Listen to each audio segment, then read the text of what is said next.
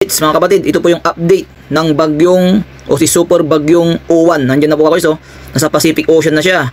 Ngayon is Biyernes ng tanghali. Mag-aalaw na. Yan po kakulit so, yung position ng bagyong Uwan. I-forward po natin hanggang mamayang hapon ng alas 5. Yan, alas 5 andyan po siya oh. Then mamayang alas 8. Yan, nandiyan po siya palapit ng palapit. Tapos mamayang alas 12 ng hating gabi ng Biyernes, yan na po siya oh. Yan, palapit ng palapit sa Pilipinas. Tapos kinabukasan, bukas Sabado, ganyan natin sa alas 7 ng umaga, yan na siya. Medyo mabagal. Tapos tanghali ng Sabado bukas, yan na po siya, alas 12 ng tanghali bukas, nandiyan na siya oh. Yan na, hagip na yung Pilipinas sa niya, sa diameter o radius ng bagyo oh. Yun na siya.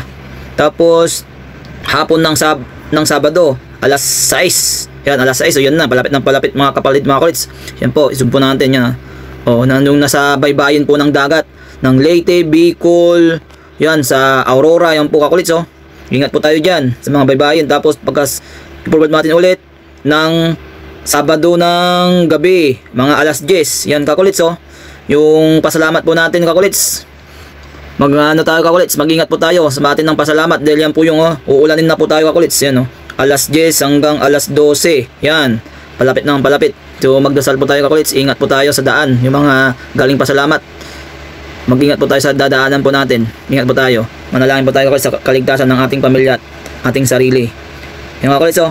Tapos kinabukasan ng Sunday. Yan. Umaga ng Sunday is yan. Alas 6 ng umaga. Yan na po siya. Sunday ng umaga. Tapos mga alas 10 ng umaga. Yan na po siya. Malapit na mag-landfall. Yan na po siya kakulits oh. Lalong lumalakas siya oh. Ang laki ng sakop niya. Buong Pilipinas pala oh. Yun oh, yung ikot ng hangin oh. Kita nyo yung ikot ng hangin kakulits oh. Yan oh. Tapos tanghaling tapat alas 2, alas 3. Yan. Brad Rio, yan na po oh. Ulanin tayo ng gayaman sa linggo. Pero kaya yan. Bagyo lang yan. Gayaman tayo. MCGI knows. Yan oh. Tapos sa linggo ulit ng alas 7. Yan. Naglandfall na po siya sa doon sa bandang Isabela oh. So doon no, sa baybayin ng Isabela, yan oh. Tapos sunod is alas 10 ng alas 11 ng gabi ng linggo, yan oh. Nasa gitna ng lupain ng Santo. Yan po kakulits oh. Yun, nasa gitna ng between Isabela, Pangasinan, La Union. Yan, 10 tumbok niya no. Yan, ingat po tayo kasi yung kulay red na yan oh. Yan po yung malakas ang ulan ng dala.